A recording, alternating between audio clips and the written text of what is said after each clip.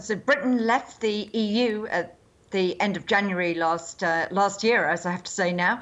But it basically went into this 11-month transition where nothing really changed in practical terms. What happened last night, 11 p.m. UK time, was that we left the single market and the customs union. That means that the UK trade relations with the EU is now governed by the Trade and Cooperation Agreement that the Prime Minister finalised with the EU on Christmas Eve and MPs passed earlier this week. And as you say, that means there is a whole bunch of new bureaucracy for British firms to navigate if they want to move goods into the EU, or indeed for services businesses who want to send people over to do business there. Now, British ministers have warned that there will be some disruption in the coming days and weeks due to these new rules. What will that look like, and is Britain prepared for it? Well, we've made contingency plans. The government has been running ads on British TV for months now saying time is running out, telling people to get ready, deal or no deal. I think they're a bit concerned that with a deal, people might think nothing would change, but a lot does change. We've got contingency plans, big lorry parks in Kent, and indeed, for those of you that know the geography of England, you now have to get an access permit as a lorry to say that you've got the right paperwork to be able to go into Kent. So that's a bit weird. At the moment, though, it doesn't look as though much traffic is going over the channel. But you might have seen the pictures from the UK last week when France closed the border, which created big tailbacks. And that was actually a sort of bit of a sneak preview of what might happen. I think actually what's happening at the moment is that we saw a lot of people trying to move goods into the UK a couple of weeks ago, lots of congestion in our ports as people decided that actually maybe the best idea was to try to give the UK a bit of a wide berth for the first few days while this all beds down. So we might be looking at something to come in a few weeks' time as people get used to dealing with all that new paperwork and stuff like that, and we see how it's actually going to pan out in practice.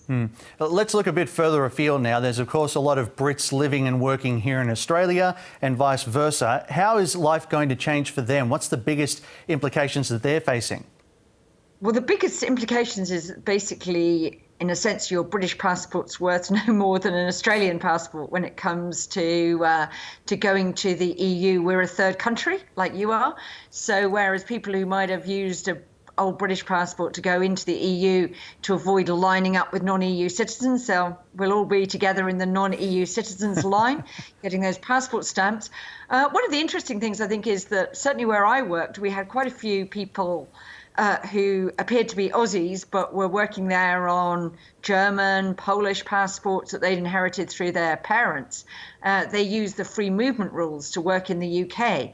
Now that won't work either, because the other thing that ended with the UK's exit from the single market was freedom of movement with the EU.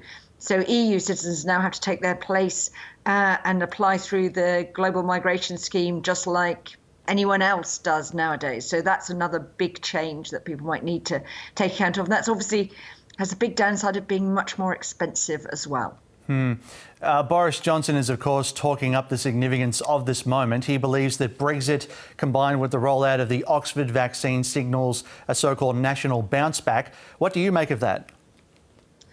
Things would have to go horribly wrong for the Prime Minister for the economy not to bounce back massively at some point this year. We've spent, the last 9 months under a variety of restrictions. We saw quite a big bounce back in the summer when those were lightened a bit. Now the country is more or less back in national lockdown.